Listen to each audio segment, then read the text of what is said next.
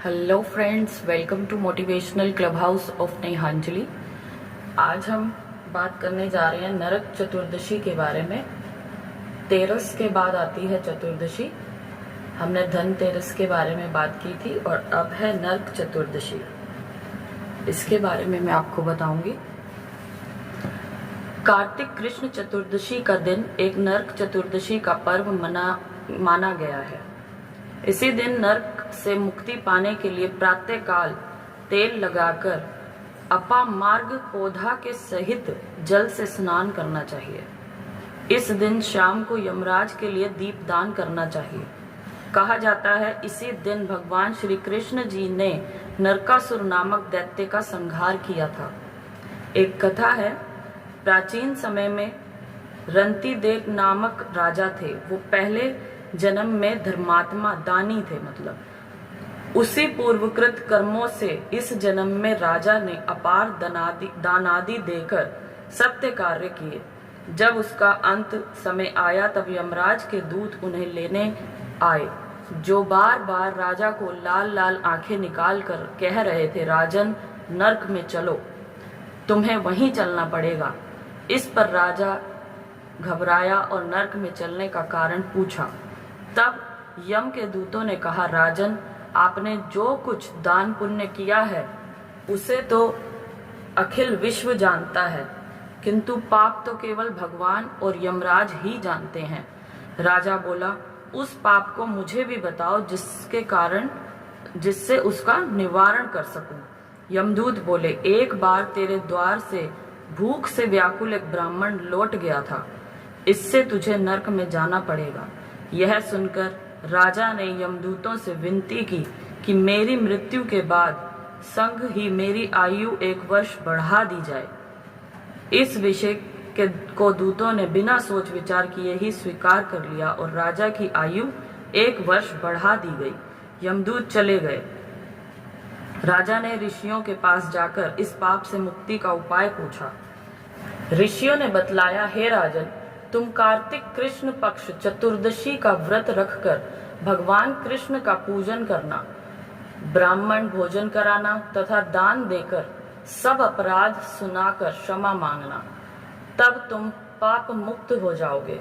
कार्तिक कृष्ण पक्ष की चतुर्दशी आने पर राजा नियम पूर्वक व्रत रहा और अंत में उसने विष्णु लोक को प्राप्त किया। बोले कृष्ण भगवान की जय।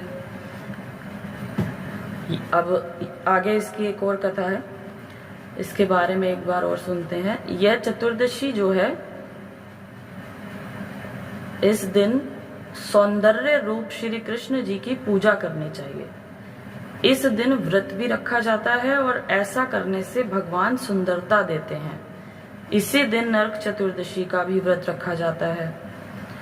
एक और कथा है इसके बारे में। एक समय भारतवर्ष में हिरण्यगर्भ नामक नगर में एक योगीराज थे। उन्होंने अपने मन को एकाग्र करके भगवान में लीन होना चाहा, अतः उन्होंने समाधि लगा ली। समाधि लगाए कुछ ही दिन बीते थे कि उनके शरीर में कीड़े पड़ गए। बालों में छोटे छोटे कीड़े लग गए। आंखों के और रोहों और बोहों पर जुएं जम गईं। यह दशा उन योगी राज की हो गई कि योगीराज बहुत दुखी रहने लगे। इतने ही में वहां नारद जी घूमते हुए वीणा और खड़ताल बजाते हुए आ गए। तब योगीराज बोले, हे भगवान, मैं भगवान के चिंतन में लीन होना चाहता था, परंतु मेरी ये दशा क्यों हो गई। तब नारद जी बोले, हे योगीराज, तुम चिंतन करना चाहते हो परंतु देह आचार का पालन नहीं जानते हो, इसलिए तुम्हारी ये दशा हुई है। तब योगीराज ने नारद जी से देह आचार के विषय में पूछा। इस पर नारद जी बोले, देह आचार से अब तुम्हें कोई लाभ नहीं है। पहले तुम्हें जो मैं कहता हूँ उसे करना होगा, फिर देह आचार के बारे में बताऊंगा। थोड़ा रुककर नारद जी ने कहा, इस बार जब कार्तिक कृष्ण पक्ष की चतुर्दशी आए तो तुम उस दिन व्रत रखकर भगवान की पूजा ध्यान करना। ऐसा करने से तुम्हारा शरीर पहले जैसा ही स्वस्थ और रूपवान हो जाएगा। योगीराज ने ऐसा ही किया और उनका शरीर पहले जैसा हो गया। उसी दिन से इसको रूप चतुर्दशी भी कहते हैं। नरक चतुर्दशी भी और रूप चतुर्दशी भी दो नाम है इसके। और इसी दिन छोटी दिवाली भी मनाई जाती है। तो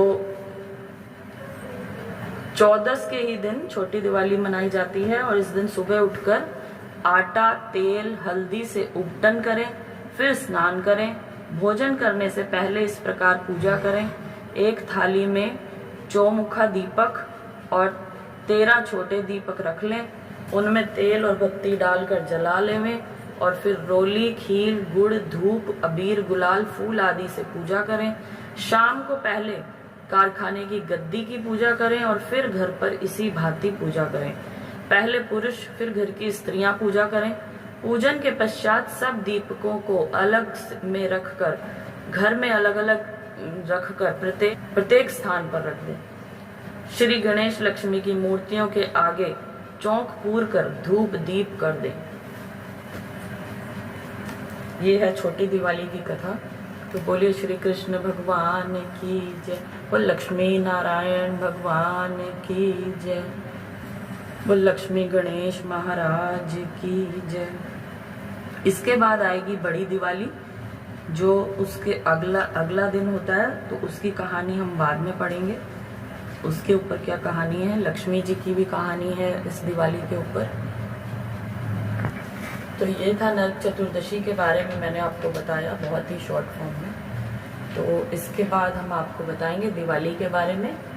और इसके अलावा आप जो भी कुछ किसी भी कथा के बारे में जानना चाहते हैं या चाहते हैं कि वो कथा आप पढ़कर नहीं सुनकर सुनना चाहते हैं, तो उसके लिए आप मुझे कमेंट करके बताइए, मैं ज़रूर वो आपके लिए पढ़ के आपको दूंगी।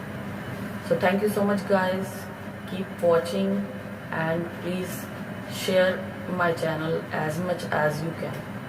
Thank you, bye bye.